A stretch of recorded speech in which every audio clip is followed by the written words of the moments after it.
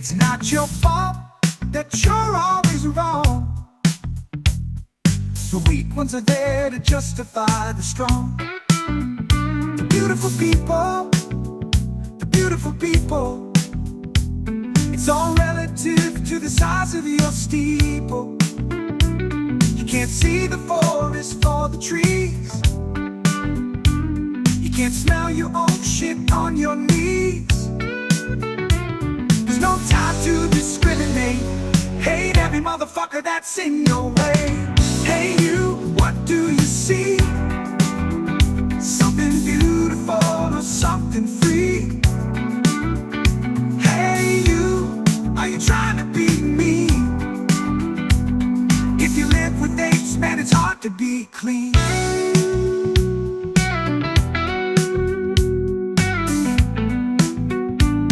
The words will live in every host. It's hard to pick which one they eat the most. The horrible people, the horrible people. It's as anatomic as the size of your steeple. Capitalism has made it this way. Old-fashioned fascism will take it away. Hey you, what do you see? Something beautiful or something free? Hey you, are you trying to be me? If you live with apes, man, it's hard to be clean.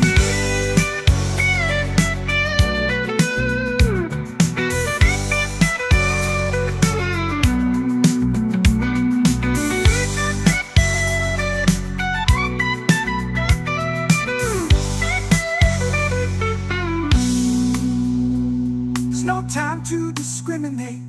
Hate every motherfucker that's in your way.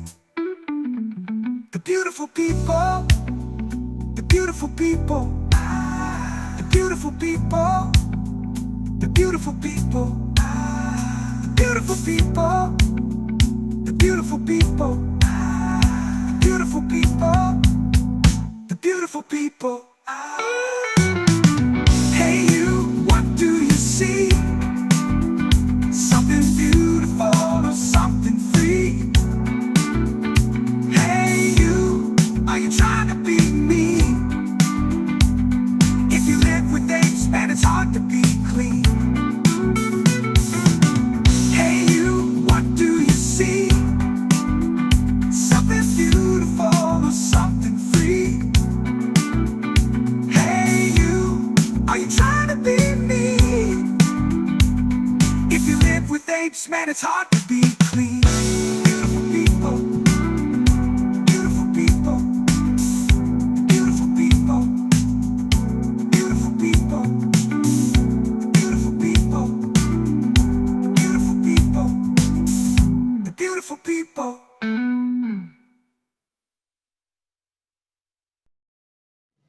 Hello and welcome once again to the Dr. Zeero Xiron Free Magic Secret Show.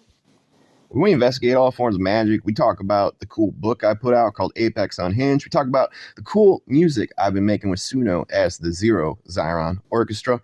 And we talk about all kinds of things and stuff and happenings in the occult world and try to riff on different videos people put out in a vague way. And this has been a week of watching a lot of videos from an awful lot of people catching up. And, there's a few threads that I wanted to talk about today. Want to talk about demon dabbling, which I believe is the title of this video. And I also, I guess it's one of these mornings where, like, at the moment, I feel like I don't have that much in me. But I feel like I do. It was a late night. I'll just sum it up like this. I had a buddy who was having kind of a mental health crisis, and I had to kind of steer them through an ugly moment and get them medical help. And luckily, it all worked out.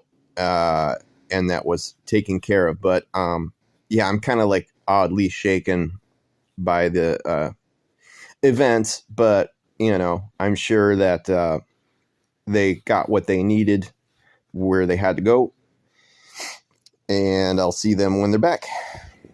So I don't know. That's the ambience that I'm working on, and it makes me think of all the discussions that we've been having about, like, mental health and Magick, and certain cutoff points in Magick where you go from something tangible and then you start dipping into the worlds of faith, right? And faith is very real to people, but faith can also be delulu. And I mean, you're listening to a person who thinks most of the major religions in the world are complete delulu stuff. So, you're talking to a panentheistic person. I had previously described myself as non-Abrahamic monotheist, right? And, pantheist in that everything that exists, the physical universe, is God itself. But I believe that, it's not just a blast of energy coming from nothingness that forms the universe. There's something more to it. I don't think we'll ever figure out what that is. It's clearly not a white man on a golden throne with a beard judging us, So panentheist, and I call what I do cosmic witchcraft because it involves the whole universe. It's about becoming gnosis with the physical universe. And, because most people, they practice witchcraft. Witchcraft it can be a lot of things, right? But the vast majority, it's like witchcraft is a nature religion. It's a nature religion. It's pantheistic or panentheistic, where it's all about the physical universe. It's hippie shit. It's hippie shit. And then there's, of course, also the idea of, witches in history where they became a boogeyman for Christian and Catholic extremists, where they were turned into those who consort with, the Christian devil, and such. Now, there's tons of witches these days who, they have their own view of the devil. They have their own ideas, right? And they're standing apart from these Abrahamic religions and their conception or whatever. And that's a whole story, right? That I don't need to get into. Anyway, the point of what I'm saying is, even though I'm like panentheistic, like there must be some sort of intelligence to the creation, or some sort of architect of sorts, and we can't even really label it. I have a essentially more atheistic, sort of like scientific, rational, logical view of the universe and magic and what is real or not. So, and I've expressed repeatedly on this show as well that, I want to stop at a certain point, not get cranky. So we don't really talk about like invisible entities communicating when you make yourself mediumistic, either invoking or evoking things. And, the jury is out on such things being real or not, right? And that's its own question. It's like, are there entities invisible from an invisible world that can communicate with us? They're just on a different, frequency, phase of existence, a different makeup to them. That's its own discussion. And there's a lot of people who just are like, yeah, that's real. That's what I'm doing. These entities exist, whatever. And then they go really, really far into it. And then it starts hooking into deities, demons, angels, all this sort of stuff. And then those things become not just vague spirits of the universe that they're working with, but become very tangible, real sort of people beyond the veil. And then you start to dip into basically devotional religion. So I guess what I was kind of leading with this is talking about demonolatry, right? Because if you're a demonologist and you practice demonology, that's like a study of demons, right? It doesn't necessarily mean you work with them. If you're a demonolotrix, or you practice demonolatry, that's like a devotional religion that's completely in tune and attempting to communicate with all these. So my recorder keeps kind of clipping the very ends of what I'm saying. So hopefully nothing got too cut off there. I was just talking about demonolatry and how people who are into that are basically a devotional religion, worshiping demons and such. So the thing that strikes me that I wanted to talk about is every time I listen to black magic guys on YouTube, they're always talking about, say, for instance, they'll bring up Leviathan or Abaddon or Azazel or whoever. And it's like they're always constantly describing them in the same sort of terms. It's the one who comes from the chaos to show you the chaos in your life and show you this or that, or show you this or that. It's the one who drops all veils. It's the one who, but it's like these are all consistently the same motif over and over and over and over. And I guess my question to these people is just like, how are you able to wrap your head around the distinctions between the different demons when they all sound so similar? Like, I try to put myself in the shoes of your practice, and I can't really wrap my head around it because all these mythological figures. I guess they're, if they're real you, they're real you. But I have this extreme hard time, like I said, wrapping my head around like the distinctions. I don't know how you do it, because it seems like they're interchangeable to so many different degrees. And I'm sure you have to question, like, say you have a relationship with this or one or that one, and then someone else is on YouTube talking about their relationship with the same thing, but they have a completely different take on the sort of energy it describes, or the sort of plateau that exists. So that's just really a question, and I'd really like to see people, if anybody's listening to this that runs their own channel, I'd really like to see a video about how you distinguish, this. And what I really want to see from people also is like talking about, I don't know, their pantheons, or the general gist of like, what is tangible and legit to you, and what is hocus pocus mythological. And this is why, demonolatry seems, pretty wackadoo, you could say, because there's no filter. It's sort of like pulling loose concepts of what a demon would be from a whole host of literature and grimoires and different religions and such, where you've basically syncretically synthesized this gigantic, endless pantheon. And I don't really get how it works.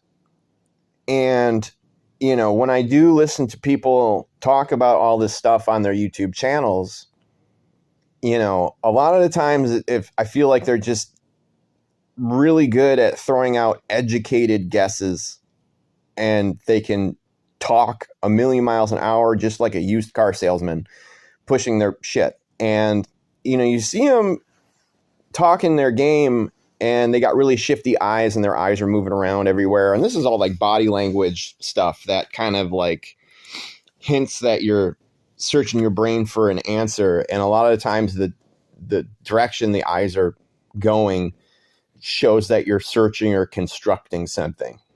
So, I'm watching these people with this lens as well. So, I guess this is my communication to you all, where I as a viewer would like more clarity. I really want you to sell this topic to me in ways that I don't understand, so I can grip my hand around it, or my mind around it, I mean. So continuing on with this, it's now clear that this episode is a little bit more of a questionnaire. It's me questioning all those out there who might be listening and tuning in. And I was hoping, like I said, maybe you guys could make some videos that like really puts what I'm talking about in perspective. The questions that I have and such. And this leads me to two more questions. Now, I watch people talk about, you open the gateway for the daemon of sorts to come through and enter. Some people do like banishing this or that to try to like shut it down and close it off. And then there's those who like leave stuff open. So I guess, what is your opinion on that? Secondly, this goes out to practitioners that have children. I guess the thing is, if you're absolutely convinced that these entities are real and such. So I guess the larger question is, if you do have kids, why would you be wanting to invite the presence of these beings into your environment or into your energetic field, however you want to describe it? Because it would, make sense that these things would essentially haunt an individual. Maybe you don't see it as haunting. You look at it as communication. You look at it as something friendly. You're making pacts with things. But essentially it's, being haunted by something. And that would by proxy, just from, your living arrangements and all that stuff, it would spill over to influence your own children. So you yourself as a steadfast black magic magician or devotee, whatever, it's one thing for you to be making pacts with things. It's another for your children somehow getting involved from the what's the right way, contamination. And do you not see it as contamination? And do you not see these things as being detrimental to your children? Because it's like, if you're forming a pact, you're doing so willingly, but you're allowing something into your life that is going to spill over. So it's like, the way that even if these things are real, the way I look at it is like you're inviting a parasite or some kind of vampiric thing, some sort of like, astral leech, however you want to put it. You're inviting that, even if it's like ultra brilliant wisdom bringing stuff, it has a symbiotic relationship with you. So it's like, why would you open the gates, so to speak, and just leave your children hanging out in the background where they could also be influenced by this thing that you don't necessarily want influencing them? Because I mean, if I were a parent, I certainly wouldn't want Belial instructing my children anything. I wouldn't want Azrael anywhere near my kids, or Azazel, or Asmodeus, or Leviathan. I wouldn't want any of that stuff anywhere near them. Okay. So I'm just curious, like how you internalize or intellectualize that side of things. Now, secondly, I also wanted to ask, if any of you listening and you choose to riff on the things that I put forward, I really want to know what you view your end game as, if you even have one. Do you have an end game? And I mean, are you already living it? Is that all this black magic self-deification? Because it's like all this stuff. Magic is an upgrade. You upgrade, constantly evolve, ascend, upgrade. And every time you learn a batch of new stuff, it kind of blows apart all the stuff you learned before, and you keep growing and growing and growing and growing. So, I mean, is taking evolution to the furthest lengths you can go until you just drop dead and there isn't a clear end game? Or is there an end game in mind? And, what would that be? Like, ultimately, what is the world that you are trying to create through all these different associations with all these, entities? What is the world that you're trying to create? Like, what is the reformat of reality that you're seeking to accomplish? So I think those are all like very legitimate questions to ask. And again, it's like I'm not berating anyone. So I guess what I'm saying is we're talking about leaving gateways open and these things haunting you and in terms of children and all that shit. Like, I wouldn't want any of these entities anywhere near my fucking cat, let alone if I had kids. But that's just me. Again, I'm not saying this stuff to chastise you. It's a legitimate question that I had. And another legitimate question that I have that, again, I'm not, don't think I'm saying like, F you, you're totally phony, blah, blah, blah, blah, blah, blah, blah. But, it's the question that needs to be answered really is that like, recently I saw someone had a video talking about how they, did a ritual summoning thing with Moloch or Moloch, however it's really pronounced. And what struck me specifically about that and about dealing with these different infernal divine characters, right? And as we know, a lot of them were like ancient pagan gods that had a different form and then got absorbed as demons in a larger religion as time went by. Of course, we all know this. But something like Moloch, which is like an actual real religion that existed with the Canaanites. If I'm wrong, sorry, but I'm almost positive it's the Canaanites. So it was like, the giant bronze bull, maybe not bronze, but like an idol. It was probably made of stone or something or wooden or however they did, but it's like a big idol to like a bull, basically like a bull god. And it's not that they were sacrificing their children to it. What they would have was like a ring of fire, like at the base of the idol, and they would pass the child through the flames, like the same way that Christianity would baptize a child with water. It'd be like passing the child through the flame, but not like throwing them in the flames, just like above it real quick. Like when you put your hand over a candle really quickly, it doesn't burn you, that sort of thing. That was the supposed truth to the matter. As far as I know, this is what my research has led me to. Of course, that could be wrong. Maybe they were just chucking babies in the fire. It doesn't really make sense why any culture would be doing that. This whole thing.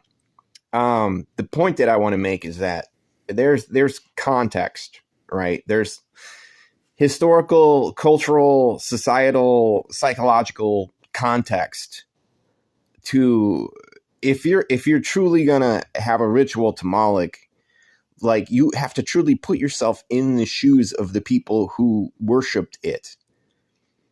And it has its own context in that way, right? And this goes to say about all kinds of different deities, right? And I guess all kinds of demons and such. So the question is like, how do you truly are you able to accomplish that as a black magician or as a devotee? Because we are creations of the modern world and try as hard as we can never truly grasp or see things through the eyes of what was being worshipped and why and the ideas of it. you know. And also remember that, you know, there's this thing where we live in America where we have freedom of religion, and it's very important. And it's very important to be against any kind of theocracy, no matter the religion. I mean, imagine what the world would look like if, Moloch became the ever-present deity. Imagine a theocracy of Moloch. So you got to think like these different pagan gods and shit, if they were like taken seriously and they ballooned to the levels that many of our major religions have, they present political theocracies because of the fanaticism involved with them. So they say magic isn't political, but you got to think from that a little bit too. So, if you're going to sign up to the cult of Moloch, truly believe it and truly like try to gain gnosis with it, you have to take all these factors into account. And like, how hardcore are you? I feel like if you're going to align yourself in a pact with something, you got to be a fanatic of it. And you have to be a fanatic of its goals and its end game and what it represents for the rest of the world. And part of that is broadcasting its message, or at least your assumed understanding of its message or what it represents. It's like when Silver Surfer becomes the Herald of Galactus, you become the Silver Surfer of Moloch, the Silver Surfer of Lucifuge, the Silver Surfer of Azazel, or whatever else. You become a herald. And, you might look at it as ludicrous or not see it as such, but the words you speak in the name of something as its devotee is the visions you have of it, of how it will change the world. This is all prophecy. You have to understand that when you become a devotee of one of these things and start preaching its message and trying to enact, your idea of its vision upon the world, you're trying to fulfill its prophecy because you're creating the prophecy. In order for prophecy to exist, all it needs is one person to believe in something. That's the truth. As long as one person believes completely and has complete faith in something, then that thing is alive in that sense. Now, might obviously be an extreme, obscure minority, but if something is alive, it's still alive. So, la-di-da-deedle-dee.